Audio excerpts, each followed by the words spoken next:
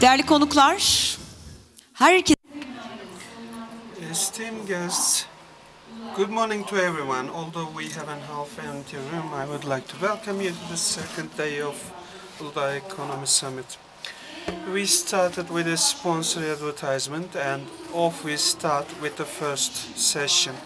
The first session is going to be about time of change in retail. This session is hosted by Verifone and Bülent Özayas, the Middle Eastern president, is going to deliver an opening speech for this session. Bilmiyorum dün akşam.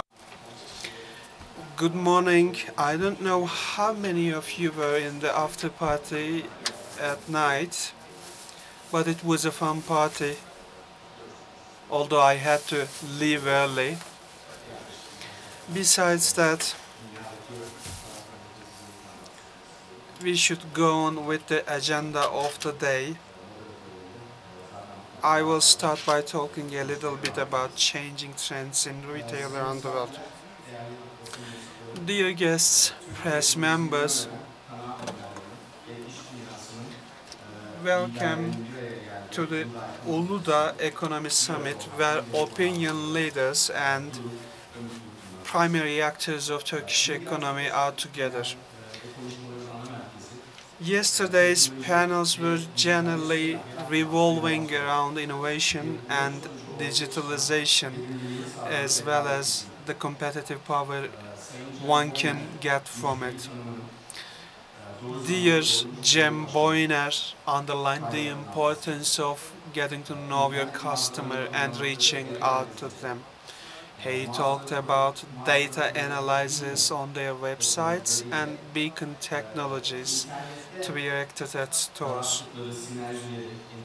They seem to have created a great synergy over the online environment and managed to bring it to their stores. Dear Özgür Tort also talked about analysis of customer data and the importance of the omni-channel experience. Meanwhile, Tamer Özmen from Microsoft informed us about how latest developments around the world were practiced in retail chains like Migros in Turkey. And he also underlined how the number of cloud investors was quite low in Turkey. We also run retail researches from time to time and find out priorities. In accordance with our results, the most important three factors in retail seem to be the following points in the field of retail. First is security. Data deficits of our customers is a point of concern, and cyber crimes are concerning them as well. If you want to be involved in the digitalized world, you have to be ready for the security environment. Some of you might know there's a retail chain called Target with a great turnover.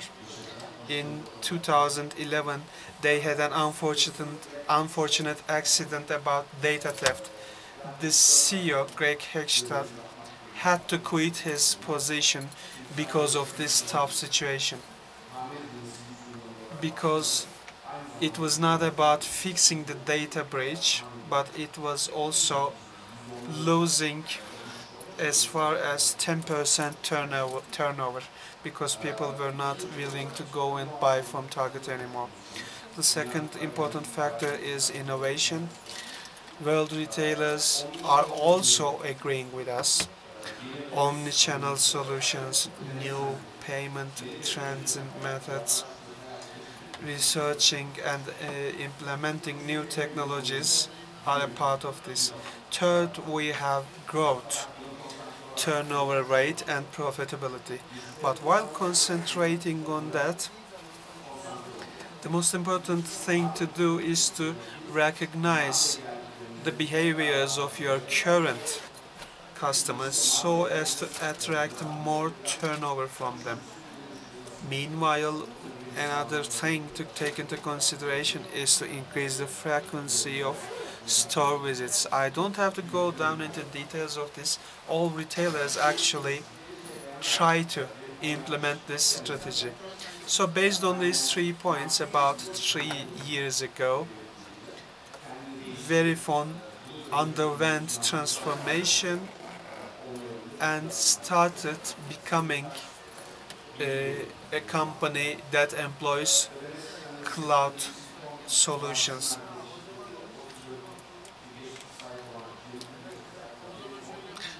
Verifone, with a past of 33 years, not only provides products and services but also technical solutions.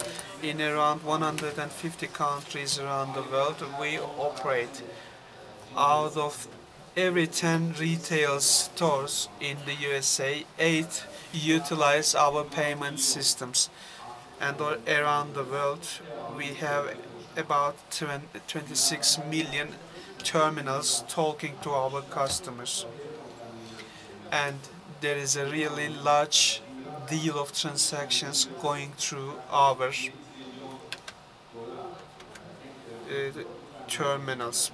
The turnover that we gather from these transactions amounts to $7 trillion. Why is this important? Because while transacting with customers, retailers have to communicate with their customers. Here are some examples too in the USA. When a driver is approaching a gas station and pumping his own gas, he has to spend approximately 4 minutes, and that 4 minutes can be utilized to transmit a message to that customer. And if you get on a taxi in New York, the approximate amount of time you are going to spend will be 14 minutes, and that is another opportunity where you can transmit a message to that customer. If you are a retailer, you have to understand the importance of utilizing those times. If you integrate cloud payment systems also to your advertisements, your turnover can increase drastically. Such solutions have already been integrated to taxis and supermarkets, reaching out to 157 million users every year. If we go to the Turkish side, we are also working in domestic borders. We have 4 headquarters around the world, and one of them is based in Istanbul. And from that headquarters, we are managing about 63 countries, including Turkey, Russia, Turkic republics, Middle Eastern countries, and South and North Africa. We are backed up by Turkish managers and engineers. By the end of the last year, we also moved our European Research and Development Center to Istanbul. We are proud of having done that, because we are also offering an employment opportunity in Turkey. Finally, I have another point I would like to mention before closing my speech. We have been talking about Apple Pay, right? Because new technologies are one of the topics on the agenda. It is a trending topic actually, and I would like to touch the cloud computing side of it. We have some technology providers here like Turkcell, Microsoft. As a technology partner, we are doing the same as them to deliver them the highest quality service at the lowest cost. Here is an example. Some of our retailers in the USA are used to use their own servers for communication. After Apple Pay was announced.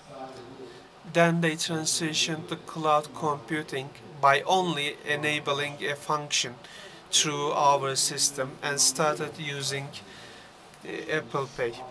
But retailers who were not still using it created a project plan to be implemented over a period of 6 months and had to allocate valuable innovation resources to such a project. In my humble opinion, you should differentiate between finding the correct partner to do things for you and allocating your valuable resources to time wasting projects. Also, in my humble opinion,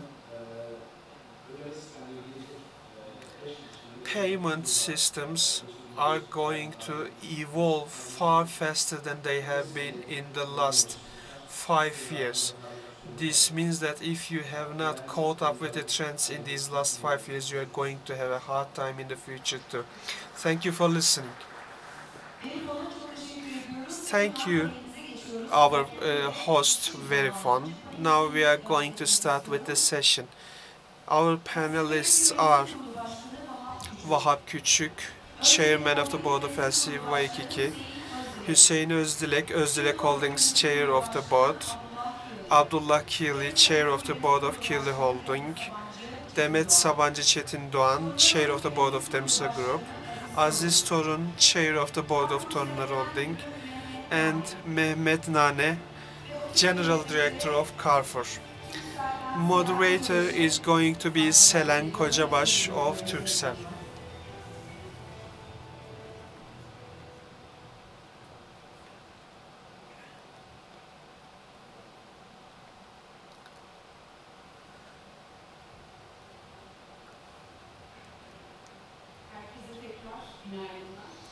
Good morning once again.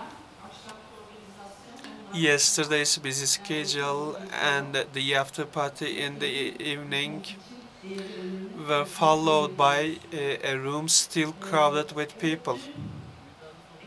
It is nice to see. Yesterday we talked about development and economic expansion as well as the importance of digitalization in that. Usually our examples were on the retail sector yesterday. And I think examples on the mobile platform were also quite striking, and very soon we are going to retouch that point. 40 to 45% of digitalization comes into play in our lives through the mobile platform. If we are shopping online, we want to do it whenever we need it immediately. So we use the mobile platform for that purpose. On one side, if we take a look at the statistical data of retail, $16 trillion is the global size of the industry because it involves both manufacture and exports. And globally, the expansion rate was 11.6% last year. And this year, we are going to have an overall industrial size of $22 trillion. On the Turkish side, in the last decade, we had a growth rate of 5.7% in retail, which is faster than Turkey's growth rate. And in 2015, we will have a sectoral size of $420 billion. 1.8 million people are employed in the industry too. Also in our country, consumption spendings lead us to the 7th rank in Europe. We rank 5th in foodstuff and 8th in textile. Under the light of this data, I will now turn to representatives of the sector, Mr. Abdullah actually, who is an experienced name in the industry. He started his journey in 1938. Actually, his holding did it. The holding focuses on menswear. We have been talking about transformation and change. What about your agenda for the next years in terms of change? Ladies and gentlemen, first of all, welcome and good morning. Mr. Blunt of Verifone was talking a while ago, and as he was talking, I instantly remembered 50 years ago when I started working. When I see the audience here and think retrospectively, I can't see anyone who is older in this sector than us. There is Sanko, I guess, but Sanko is not involved in ready-wear industry because it is an entirely different thing. When I took a look at the past, I see that we made a lot of progress because 50 years ago there were only tailors, fabric sellers. There was no textile. You would have your fabric cut out, bring it to your tailor, and have a shirt or jacket tailored for you. Even your shirts, which you would wash at home, had to be ironed out at specific stores in neighborhoods. You would wear that shirt a while ago, you would have to wash it again and have it ironed once again. 50 years ago this was the case, and unfortunately none of the people in my generation now still stand as masters, as instructors to teach people. So who are present? There are people who have made mistakes to get experience. When I undertook the store from my father, I had only 5 employees. It was 1965. At that time, there was a law on the protection of the Turkish lira. If you had $1 on yourself, you would be jailed. If you had a pack of Marlboro on you, that would also be a reason to jail you. Goods like that were smuggled and you wouldn't afford to have them with you. After 1983 and after the initiatives undertaken by Turgut Özal, Turkey's ready-wear exports amounted to $150 million, and now monthly we export for $1.5 billion. See the difference for yourselves. 50 years ago, you would see on the store windows, "We have no branch elsewhere." This was the expression you would see. It was important back then. But now we have 225 stores all around Turkey. They are working and they are being operated daily.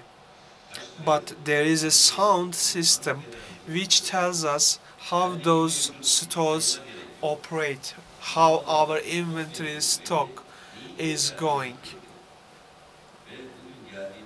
And at the point we have arrived at today, believe me, the young generation has a lot of advantages.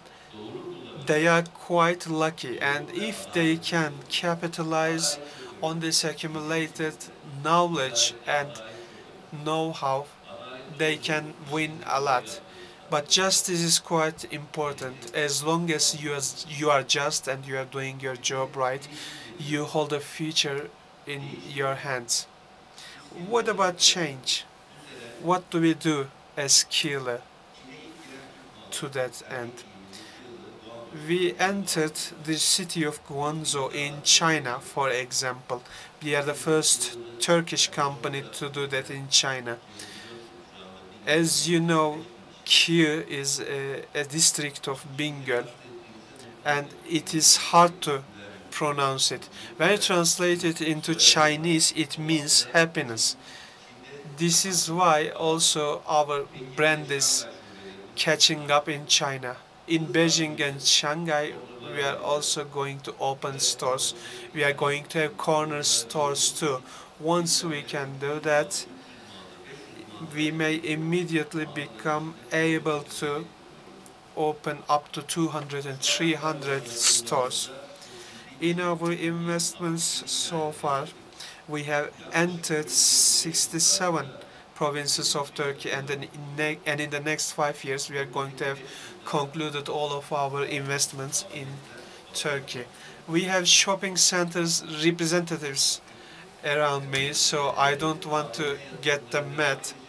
So our shopping center investments are going to continue, but as we are done with metropolitan cities, our next goal is going to enter districts with a population of 50 to 100,000 population.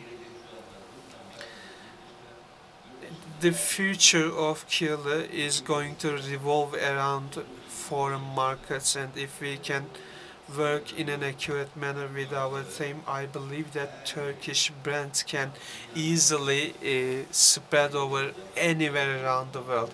I'm not so pretentious about USA, but in Europe, Russia, and anywhere else around the world, we will have a brand value to stand out, and we will surely achieve incredible success with our current great brands. And I believe the future lies in the hands of those who deal in the ready-wear industry. Also, we have been emphasizing on internet shopping, and at the end of 1 year of investments, we have already ranked in among the top 20 in terms of internet shopping among our counterparts. But we are still young in this environment, and we still have a lot to do. If we can establish a fine infrastructure, our online store service is going to expand fast. That is all at the moment, and I will talk a little bit more when it's the second round of questions. Now I will turn to Mr. Vahap. His journey is also a proud one. You said it is everyone's right to get fine clothing. You have over 500 stores in 20 countries, and you are pretentious with your goals. You want to become one of the most top 3 successful ready-wear retailers of Europe by 2023. So how will you differentiate yourself? What are the items on your agenda? I mean, do you plan for acquisitions or any other global steps? Also, everyone, I would like to greet you and say good morning. I will start with the last question. In the middle run, we don't plan for any acquisitions, but in the short run, we may make some purchases, but there are no brand marriages planned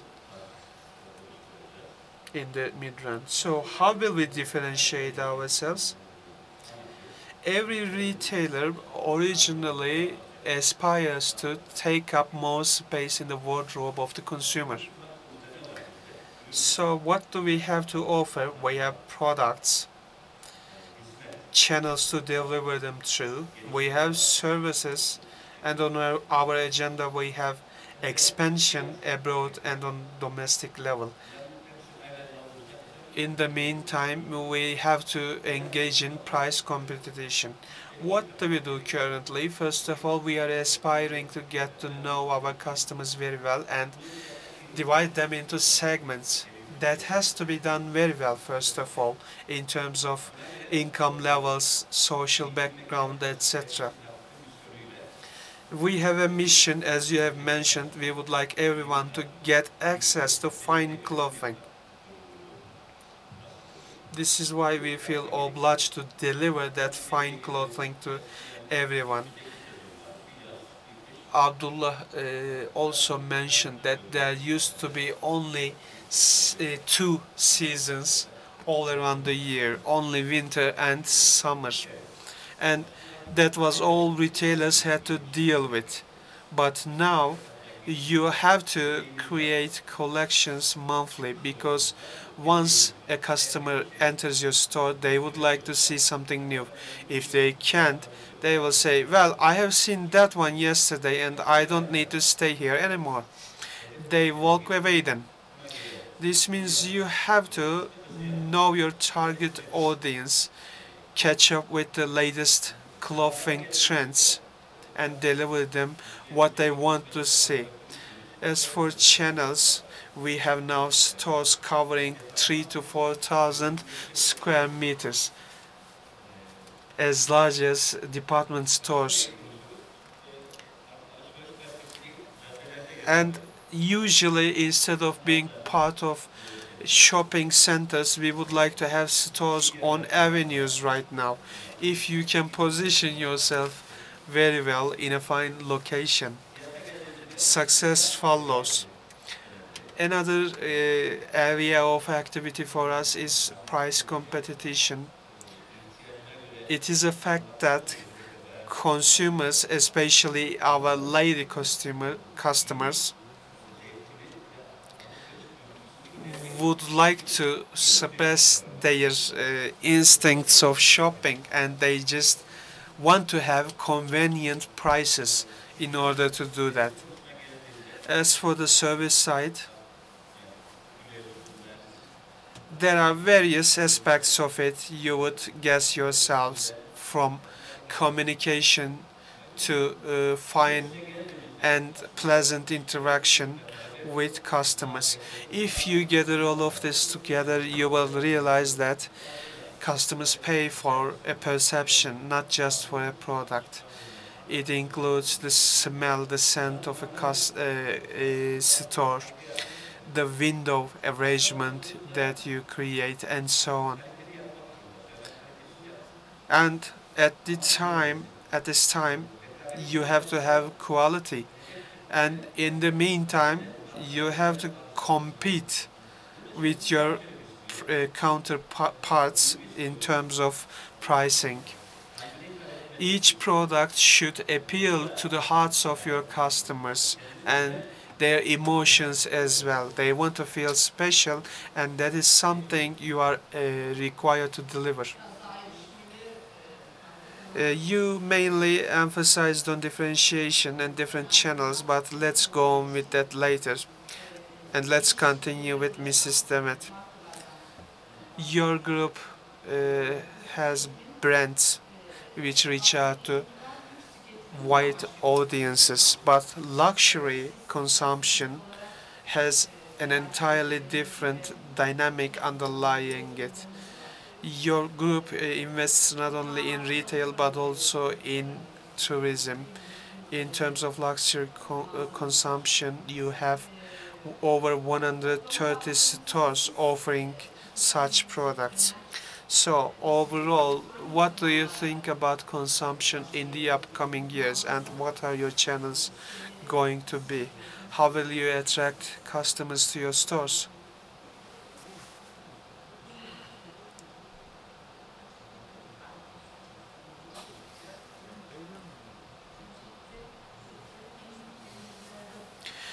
First of all, I want to state my appreciation for being together with the most outstanding names of the industry in this panel. I also want to uh, tell you one more thing, confess one more thing. It is tough to be in a summit, and while I was traveling here, it was tough for me, so I am a little bit nauseous forgive me in advance. Be it luxury or non-luxury, when you are talking about consumption, it is most important to make timely deliveries to your customer. This is an indicator of your level of development. Your investments should also be diversified. You have to embrace the entire scope of Turkey, not just Istanbul, because luxury consumption is being demanded in Ankara, Izmir, Adana, Antep, Malatya, and some other provinces in Turkey too. Our customer portfolio indicates that, and we need to respect the demand.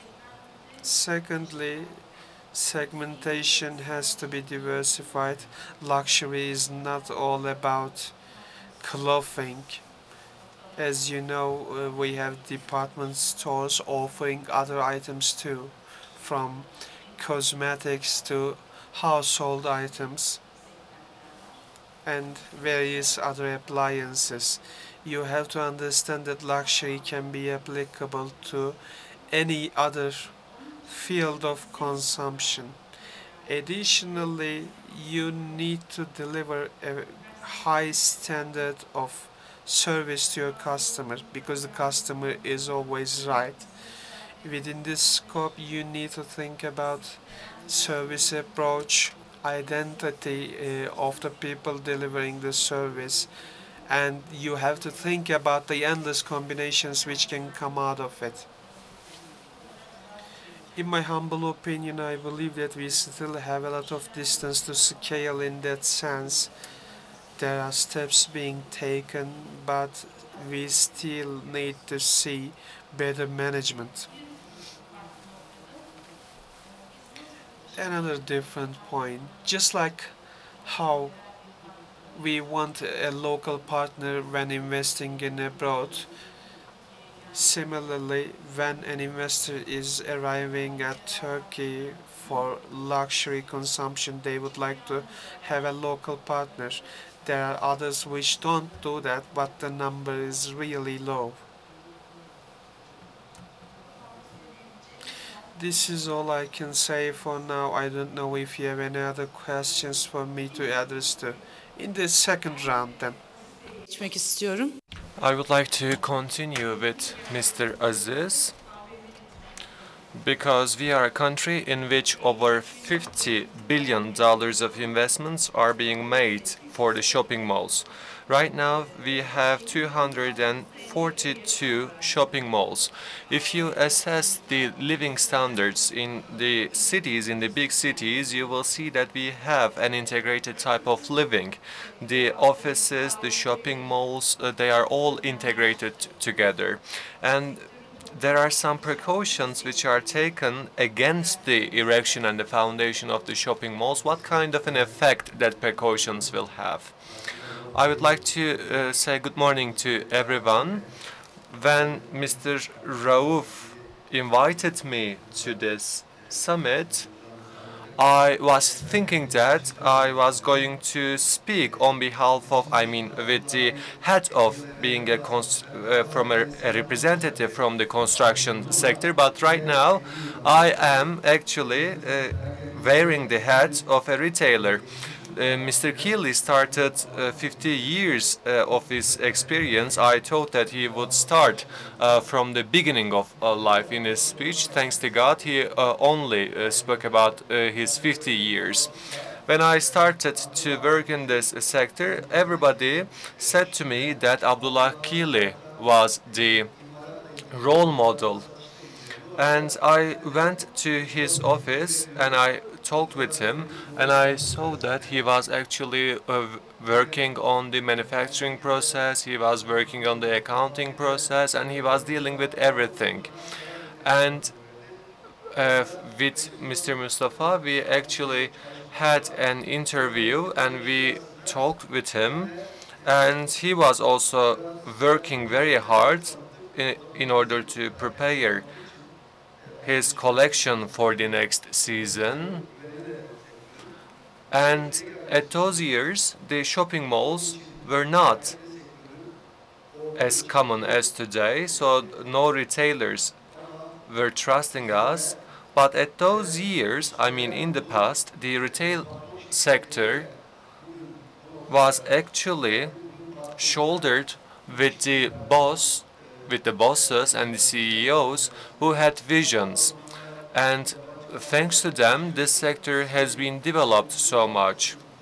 And at those times, the representative of the retail sector was saying that you should protect our brands against the foreign companies. But right now, we can see that they are defending themselves even in the foreign countries, because Abdullah Kiğılı opened a branch, a shopping center of his brand in China.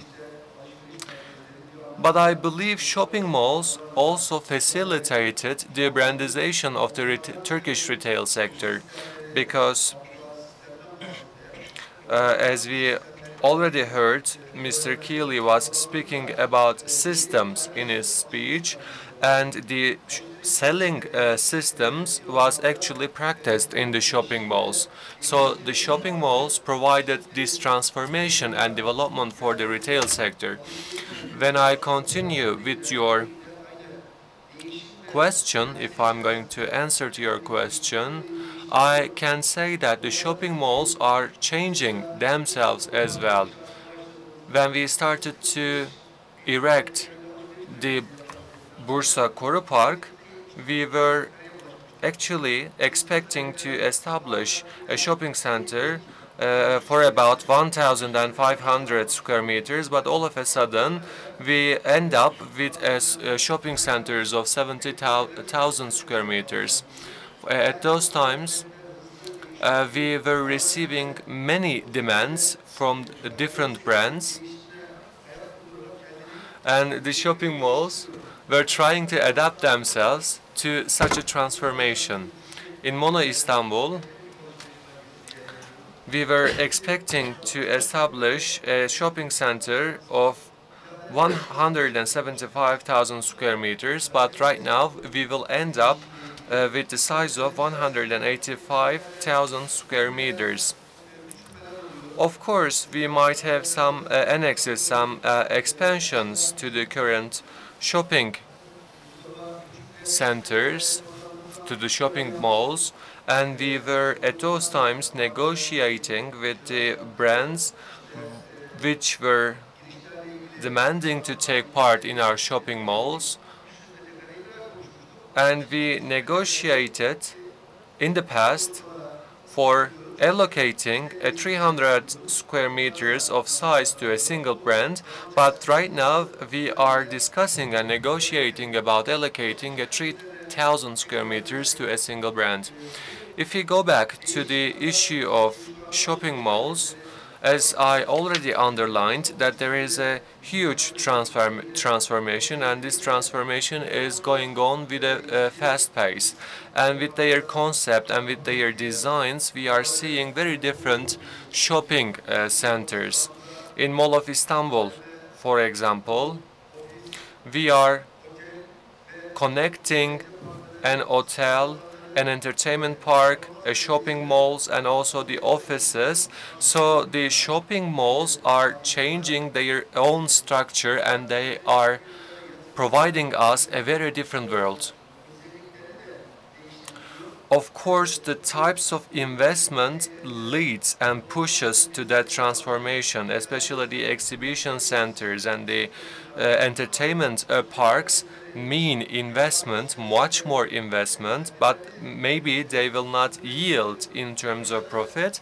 However, in order for the shopping malls to differentiate themselves from their competitors, in order to attract the customers to come to their centers, they should have such kinds of dynamics. As a result of that, the shopping malls require such extra investments. In Mall of Istanbul, apart from the retail sector, we have invested extra $50 million for the entertainment purposes. And these shopping malls are actually pushing the businessmen to invest in different sectors. For example, in Koru Park, in Torium, and also in the Mall of Istanbul, those businessmen are investing for the entertainment park or for the cinema theater. Although their return of investments are not very high, but these extra investments are providing competitive advantage for the shopping malls, and they are making those shopping malls an attraction center, because we all know that the competition is going on through the facilities of those shopping malls, and shopping malls are becoming brand themselves, because in a success story or in a failure of business, people are always speaking about their brand was successful in X shopping mall or in Y shopping mall. So in a nutshell, I can say that the shopping malls are transforming themselves within that sense. Okay, let's continue in the second round. I would like to continue with Mr. Hüseyin, Özdilek Holding. He is coming from Özdilek Holding. And we started with the first shopping mall centers, and we are actually continuing with a second shopping mall center representative. Mr. Hüseyin made a lot more investment than us, but we are actually older than him in the market. And we know that he is the rising star of the shopping mall, so he shouldn't actually talk so much. Everybody knows him.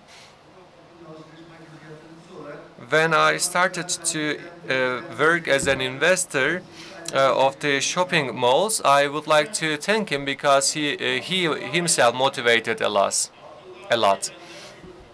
Of course, Mr. Kiğılı is older than me. I was born in 1950. I was born in Tokat in Erbaa province, and I went to the primary school and the secondary school in Tokat. Since there is no high school in the Tokat, we emigrated to the city of Bursa.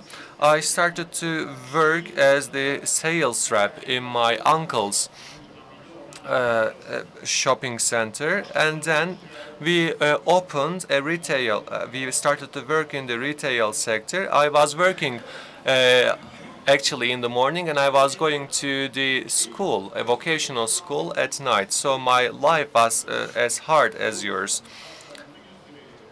The logo of Özdilek, the logo of the Özdilek was prepared only for a fee of 100 TL, and that logo is still living today. And I am proud that this logo, this Özdilek brand, is still living as a brand of Turkish Republic. In 1971, we started to manufacture towels, and we acquired a towel manufacturers in Bursa.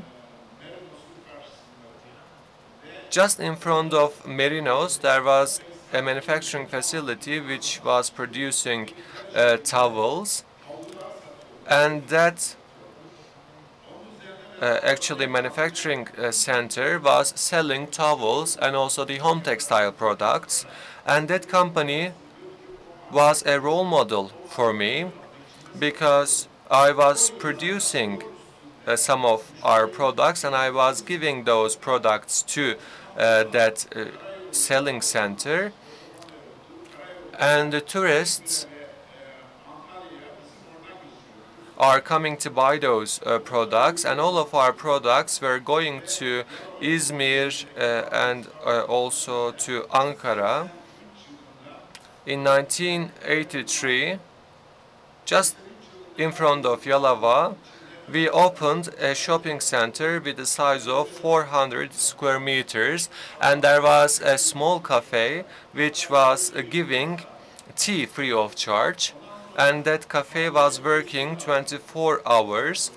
We were selling home textile products and the towels at those times, and then we actually provided a variation in our product portfolio. We started to sell other home textile products indeed. In 1987, The first company in Turkey which started to sell in a hyperscale was Özdilek. Actually, Mr. Koç, a very famous businessman, congratulated us for our success. In 1995, Metro Gross Market and the Carrefoursa came to Turkey, and these companies actually contributed a lot to the development of the retail sector. In 1995, we went to the city of Afyon. In 1996, we opened another franchise in that city, and this shopping center was working 7 days, 24 hours, and the toilet of that shopping centers was the cleanest one. I mean, maybe you are laughing, but that toilet was selected as the most cleanest toilet in that region, because it is really important. Sometimes when people are actually traveling on the road, if they cannot find a clean toilet, they are holding and they are not urinating until they find a clean toilet. At those years, we were only increasing our prices in accordance with the inflation increase. Today, Özdilek brand is present in 15 different regions. In the district of Levent in Istanbul, we opened a new franchise, and we are employing 625,000 employees. I would like to intervene. You spoke about your new shopping center in this district of Levent. The district of Levent is a very competitive area because there are other shopping malls there. How is the competition is going? Every shopping malls should have a brand culture. If you do not have a brand culture, you cannot brandize your product. If you have a quality in your brand, and if you are recruiting the right people, then you can be successful. Within that brand culture, the entrepreneurs should introduce themselves to their employees, and the communication between the entrepreneur and the employees should not be disrupted in any case. For example, in our company, when we are eating our lunches or when we are eating our dinners, we are eating together with the employees. We are eating the same meal. But if you are eating a different meal, since you are the boss from your employees, then the perception of that employee against you will be changing. When I enter one of my shopping centers, for example, if I see a towel which is got out of its package and which is got out of its package, I am actually putting it to its package back, and when the employee sees it, he is doing the same thing. İşte bunun estağfurullah biz kimsenin I mean, we don't want to actually make Canyon or the other shopping centers to lose money. Hopefully they will make profit in that region. Of course, I am going from one topic to another. Hüseyin Özdilek opened a shopping center in the district of Levent, and I told him that please do not open shopping malls to the district of Levent, because Hüseyin Özdilek is a very hardworking person. I know that Hüseyin Özdilek is working 12 hours in a day, and if it is necessary, he is working 18 hours in a day.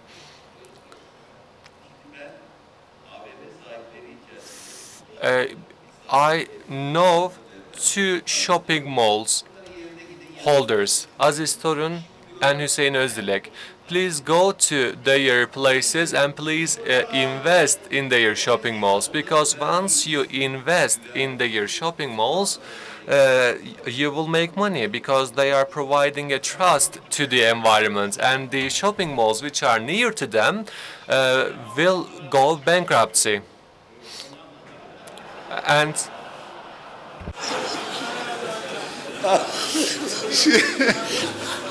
Şimdi genel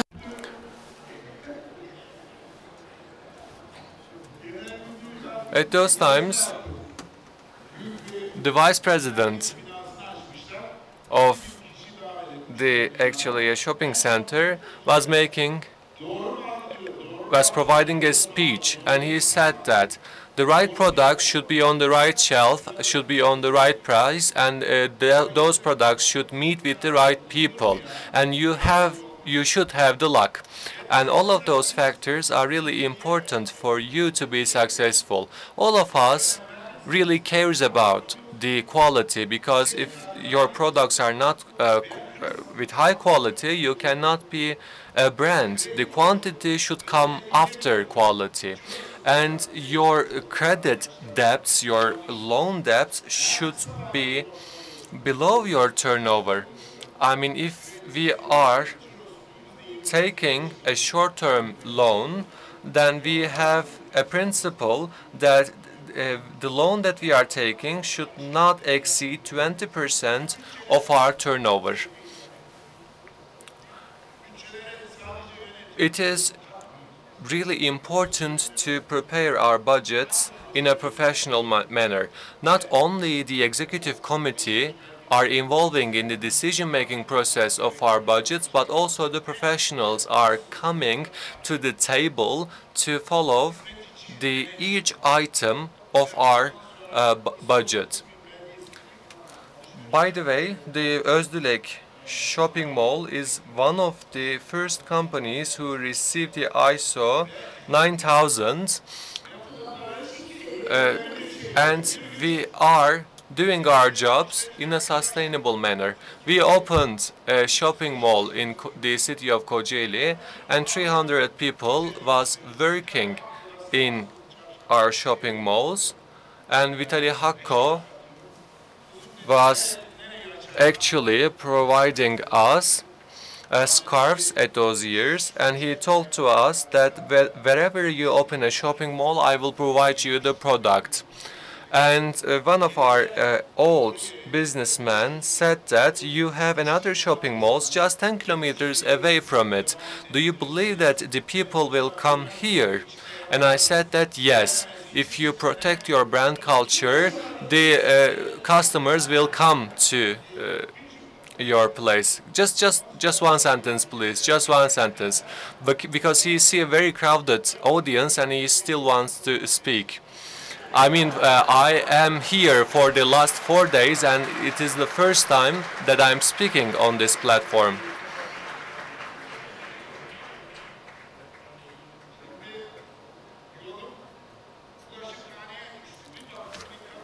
In that shopping center, there was the dishwashing area, and two women were struggling with the dishwashing area.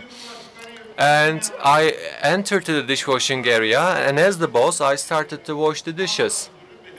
And actually the manager of that franchise saw me washing the dishes, and then I get out of the dishwashing area because 2 more men were recruited to the dishwashing area of that franchise.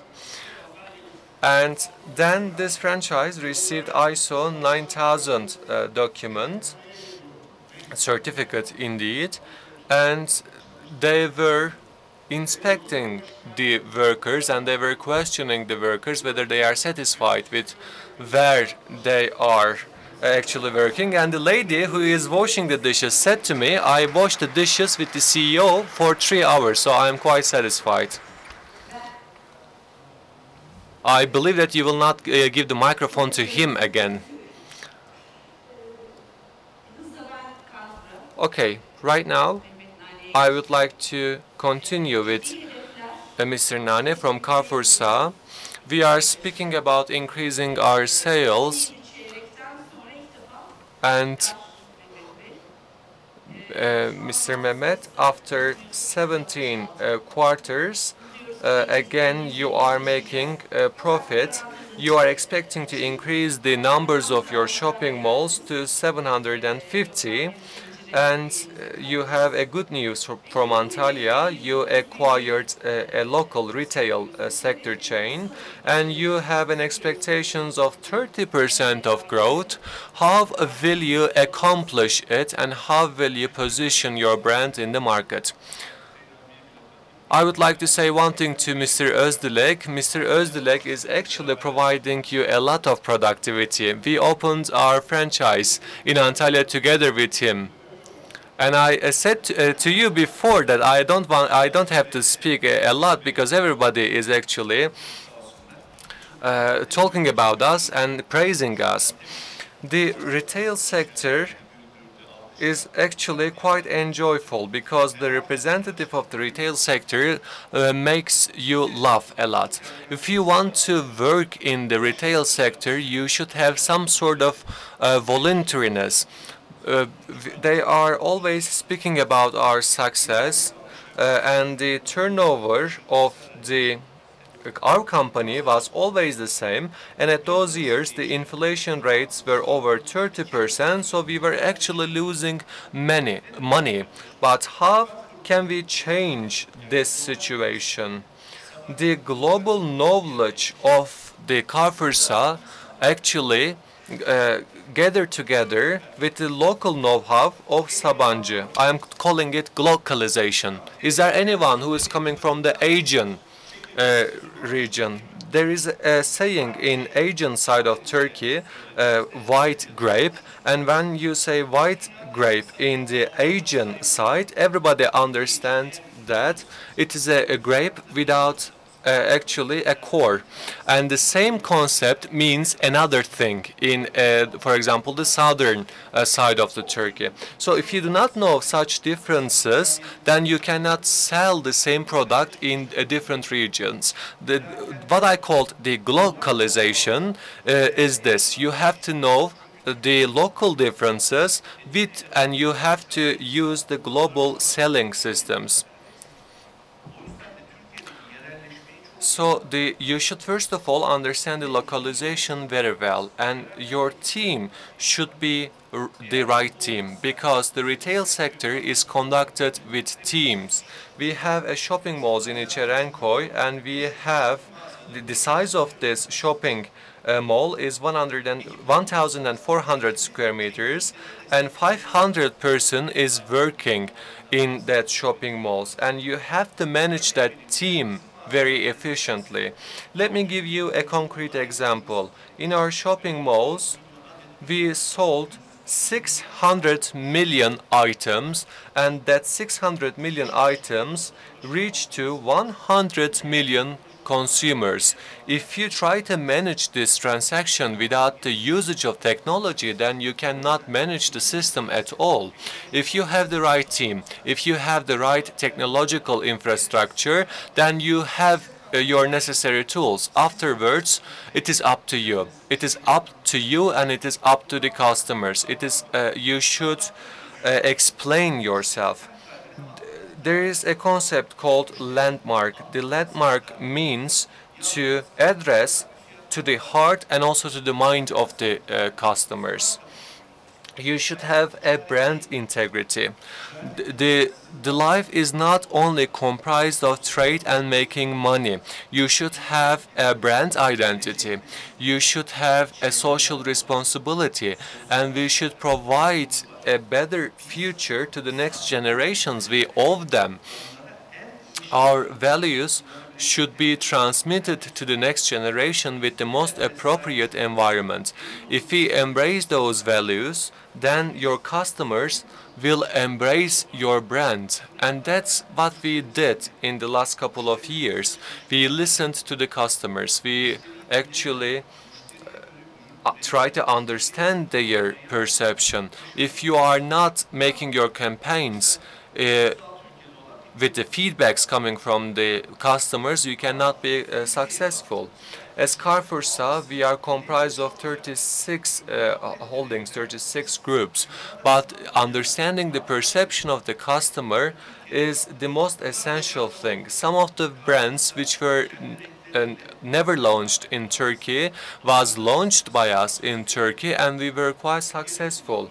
Carrefoursa Super, Carrefoursa Gourmet, or Carrefoursa Mini, these different sizes of shopping malls were brought to the Turkey, and this new type of shopping malls will be exported to the foreign countries because our know-how was quite welcomed by the French people.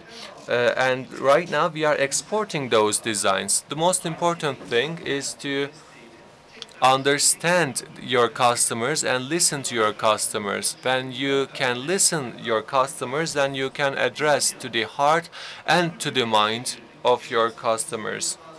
We opened 127 new shopping centers, and we were not able to open new shopping centers for the last 5 years. Everybody was shocked.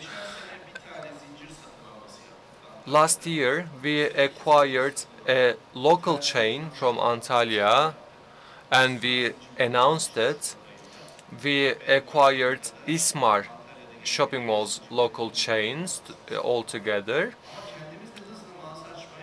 Although we are acquiring those brands, we are still opening new shopping malls, and every day actually we are opening 30 shopping centers. Hopefully, if we can have the permission from the competition board of Turkey, we will have other shopping centers which are in the construction phase right now, and they will be opened in the future. If your shopping center, if your franchise is losing money, then you should close that franchise. This is really important. And there was a taboo in Turkey. Everybody was saying that the hypermarkets cannot be closed. But we actually closed 2 hypermarkets in the last years. If those hypermarkets were not successful, then they are actually abusing the probable profit that your other franchise can actually accomplish. If you are not closing those franchise, then it will be a stupid decision to do. If you actually try to shoulder those hypermarkets which are losing money, it will turn out to be like a cancerous cell. It will eat you inside. So you should change your portfolio all the time. You should make some amendments in your portfolio. You should listen to your customers and also to your employees. If you cannot sell products even to your employees, then you cannot sell those products to the ordinary people. We are trying to understand the satisfaction of the customers. It was 38%, and this satisfaction level increased 8%, and it reached to 56%. If your employees are satisfied, then your consumers, your customers will be satisfied as well. Thank you. Başlıyoruz. Let's go on with the second round of questions now. After I check the time, we have about half an hour ahead of us. If Mr. Abdullah can support me, we will have 5 minutes left for each other. Also, we are going to start this next round of questions with Mr. Vahap. So, who is the customer is the question that we should ask ourselves, was what you said. On the other hand, we are living in such a world right now that we caught up with most of the developments late. The GSM industry, for example, emerged quite late in Turkey, and in a period of 10 years, around 20 million people started engaging in online transactions after the emergence of GSM and internet technologies and mobile platforms. You are growing as a company, and as you underline that you are trying to engage in electronic trade with mobile taking up 30% of all transactions. What kind of transformation awaits us? What do you think, because of changing needs and changing service delivery channels? We have to comprehend customers as a whole. We do not have to differentiate between online and offline customers. It is only a single entity. And currently 40% of all of our internet sales take place through the mobile platform, because customers would like to shop in bed while riding a car and so on. They don't want to be present in the store. They want to do the payment at home as well, because it is such a big area of freedom. But this doesn't mean our physical stores are going to bite the dust anytime soon. They are going to continue to be present. However, the omni-channel system allows us to check out shopping baskets of our customers, and we realize that their online shopping habits are 1.5 times more frequently occurring than offline shopping. Still, on the other hand, this does not have a big reflection on our sales growth rates. For example, a European store may have entire 25% of its entire sales taking place online, but most of our stores will have that rate stalled at 5% in Turkey. But the time they spend online is higher than they do in Europe. This means that they pick their choices online and they still go to the physical store to buy the eventual product. Maybe an example would be like this. In 2004, our retail turnover was $14 million, and this year we have a turnover that is above $100 million taking place only in the online environment. This means that smartphones and the internet contribute a lot to our sales, and the number of items sold account to 4 million products actually being sold over the internet or mobile platforms. Overall, this represents 1.8% of all products, but the growth rate in NFL seems to be 80%. This is far greater than our sales growth rate in the offline environment in physical stores. In a short period of time, we will soon be getting online orders from around 21 countries abroad too, and we will procure their products with deliveries handed to the respective countries very soon. I think the system is going to enter into force in a few months.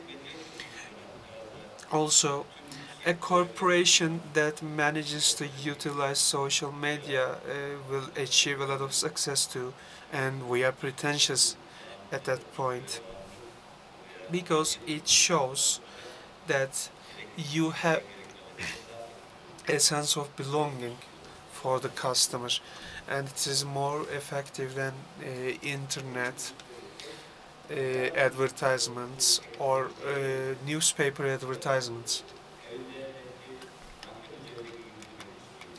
Maybe in the future we might have simulated tryouts of each outfit a person would like to buy using a virtual environment and a virtual mannequin we can't know what will happen. So firms which can't adapt themselves to the new trends at the moment will fail even harder in the future. And I believe Turkish retail market has already grasped the importance, and they also know that competition cannot be confined to domestic space. It has to be international, otherwise you are dropped out of the game. So thanking once again for the question, I conclude my words. We are going on with Mr. Abdullah. While concluding the first session, you said that your internet shopping was ranking among the top 20 online retail services offered in Turkey, and you emphasized that it should be a complementary factor of traditional and conventional sales. And as we leave more traces in the online environment, even if a customer is not buying, we still have the possibility to sense and analyze needs and new trends. Using this data, you can refresh your store environment and put new products on the shelves. So, Mr. Abdullah, each week you send more than 200,000 products to around 300 points. What kind of power is this, and where do you get it from?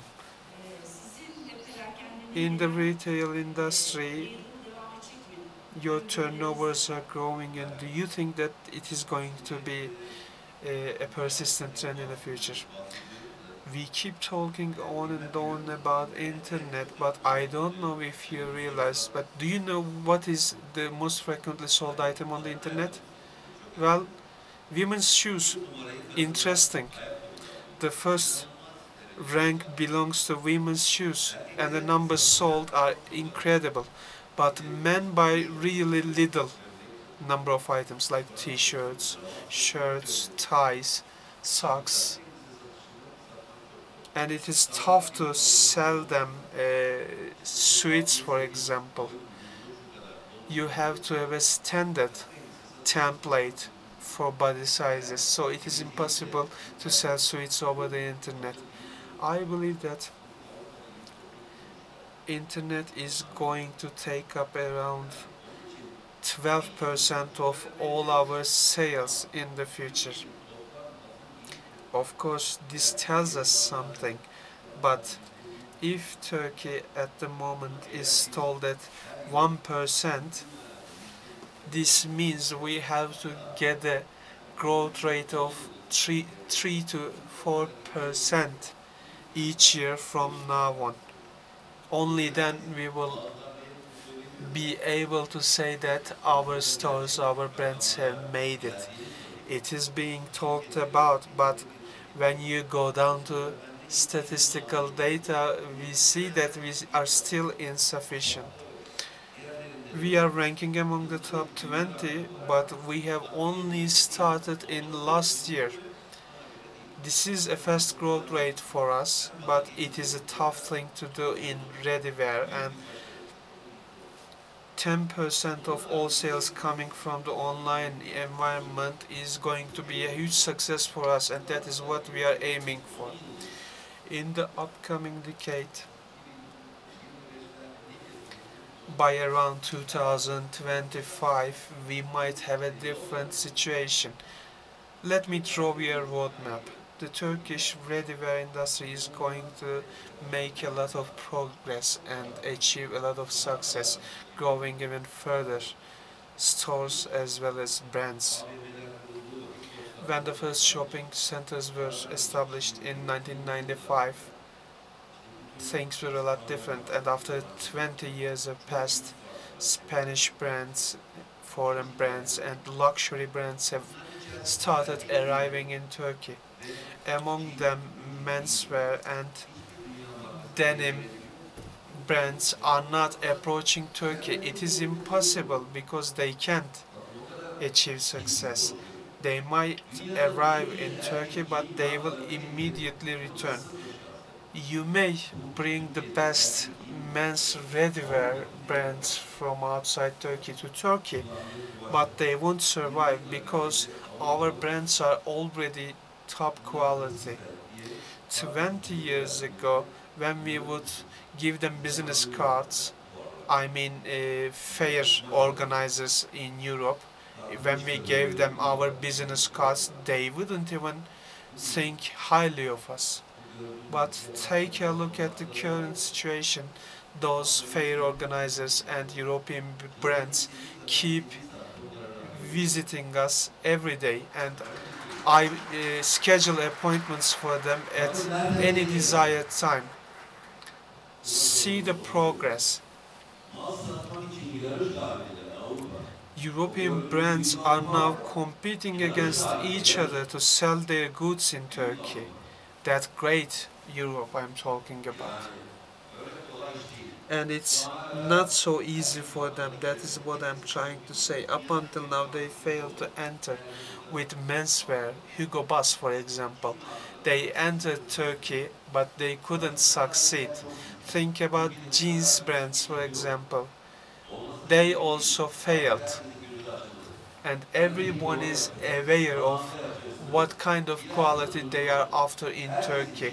They know what is the balance between quality and pricing, and we deliver them the best quality at the most convenient price already. As I said, it is impossible for denim brands to enter Turkey in the men's side. 20 years ago, they did in the women's side, and women's brands have already progressed so far that the Spanish brands present in Turkey are not going to be here 10 years later too. It is so interesting. Women will visit a shop at 10 a.m. in the morning to see whether there are new products, and they return at 4 o'clock in the afternoon to check for the same thing again. That is really interesting. And our women's clothing brands are catching up with their demands. We have Vahap among us, and we have so many other brands represented by valuable people like him. This is why we are coming strong with a bright future. As for sportswear, think about Feneryum. It has a lot of diversity and great quality, and fans will buy their products with closed eyes. If you are diligent, if you are just, if you respect the people you employ, this is the place you are going to be.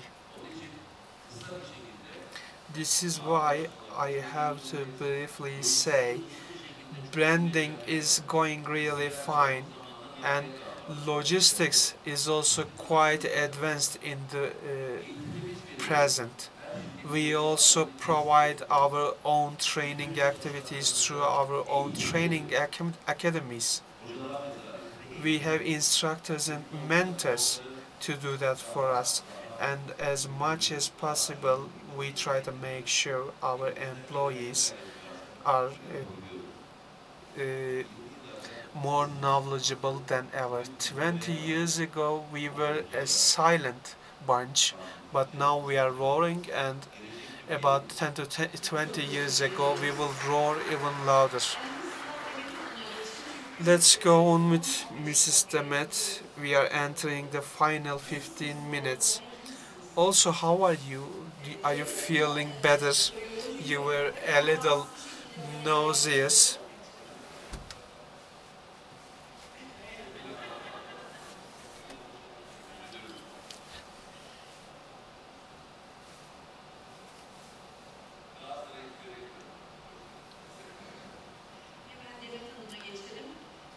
Please go on, Mrs. Demet. You have 130 stores, you have a fast growth rate.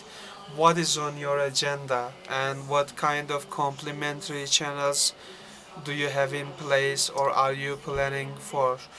your customer base is also changing. How will you continue to grow in the future?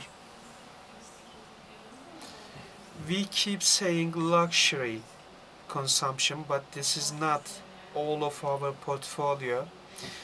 And even in recent years, something called accessible luxury has emerged.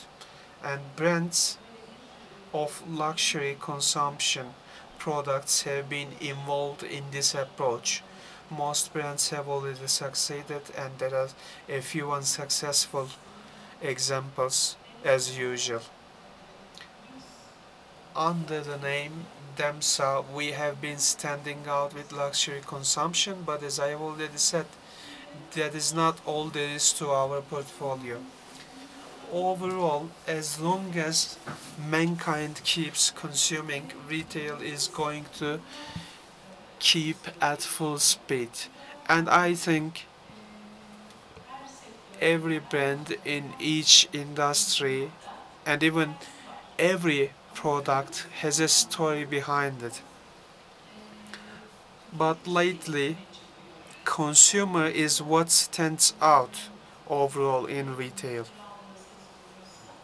Although in the last decade there was a kingdom of brands, it is now time that consumers announced their kingdom.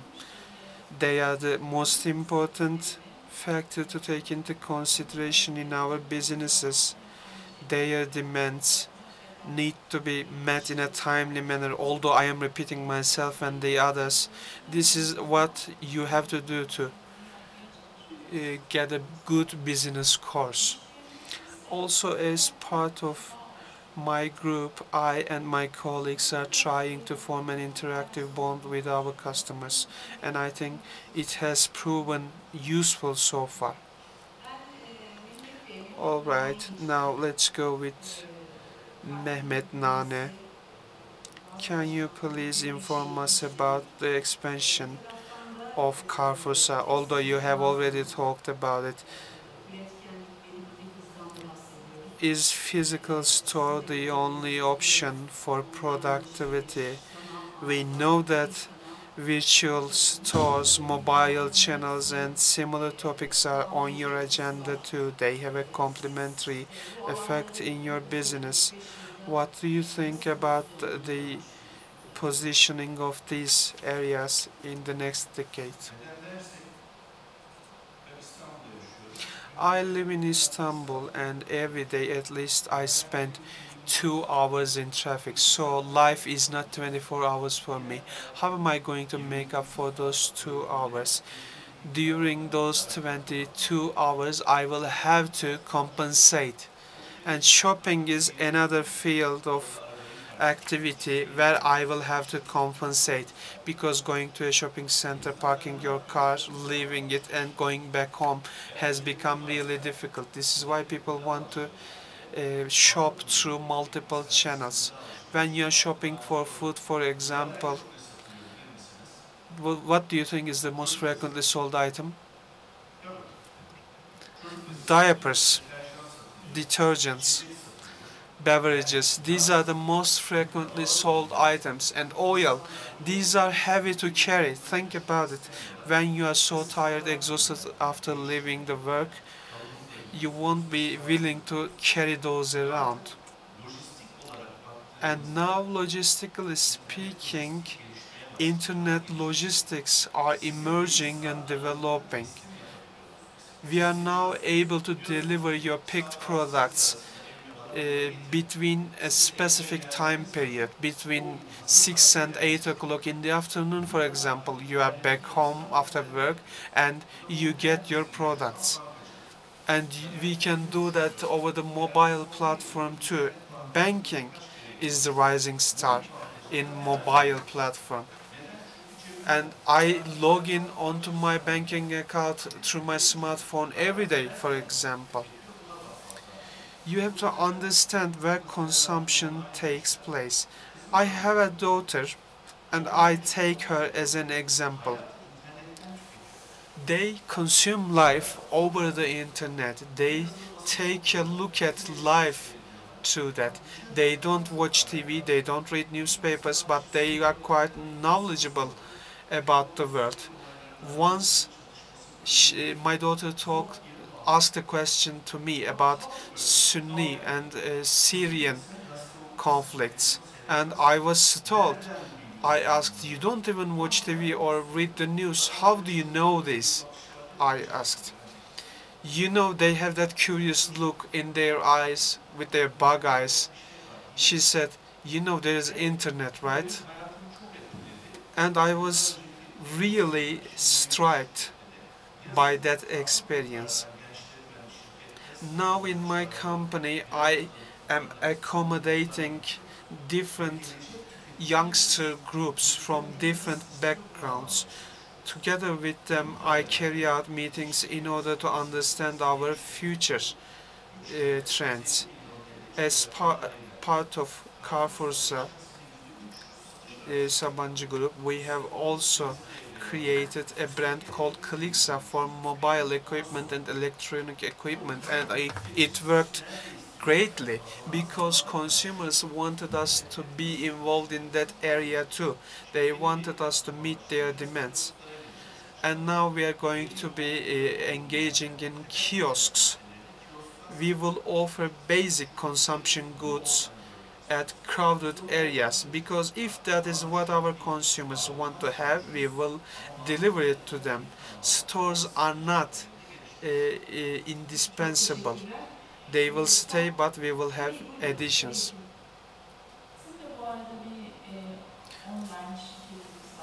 We also have an online company. We carry out television sales and internet sales. I agree with Mr. Mehmet, especially in the beginning. Bulky products and their sales are a problem, and internet sales help us with that. But this is not all. There is an incredible integration to the digital media through social environment, social media, computers, smartphones, and I have similar examples and experiences with my children too. Think of people with grocery stores under their apartment. They don't go there for 2 minutes to buy their needs. They will instead like to buy online. I will ask Mr. Aziz and Mr. Hüseyin about the same question. We talked about shopping centers, and we believe that in the future Anatolian cities will receive a boost of shopping centers. So can we say that growth is shifting towards other parts of Turkey? What do you think? Mr. Aziz, you start and Mr. Hüseyin will conclude. If Hüseyin starts, we will have no time left, so I will start. Yeah.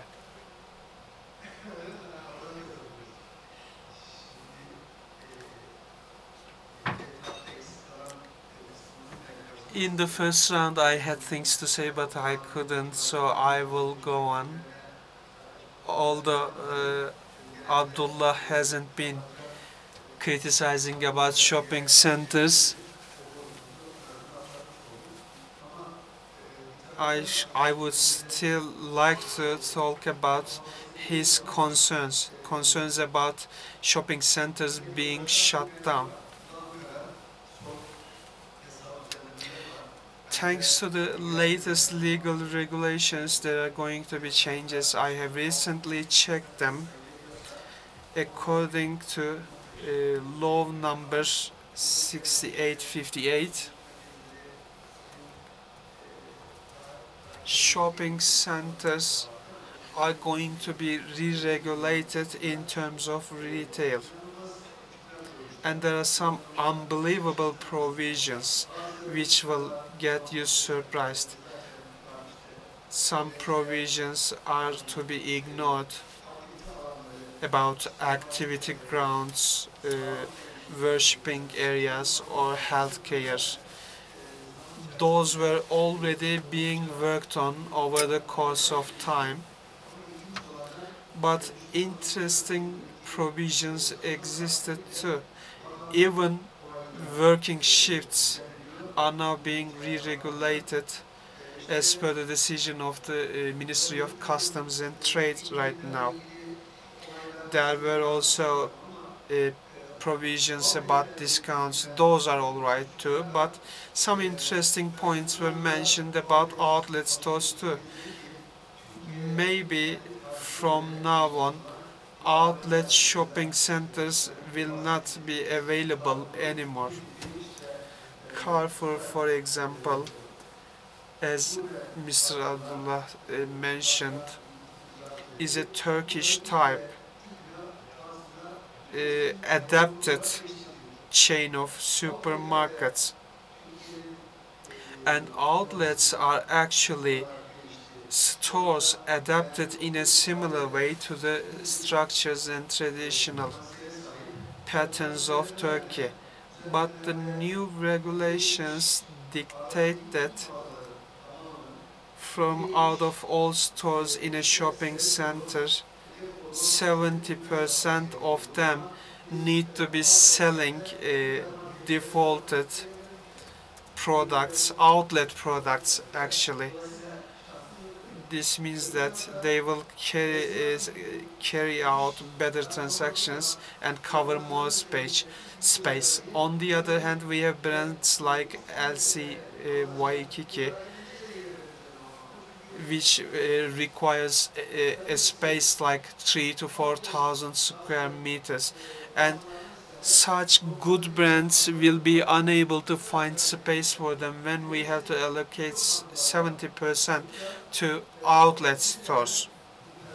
There are many other similar brands which will also have troubles finding space.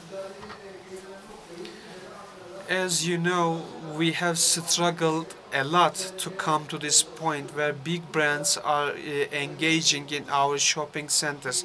But somebody in Ankara comes up with this regulation and shatters all that development, inevitably pushing big brands away from shopping centers.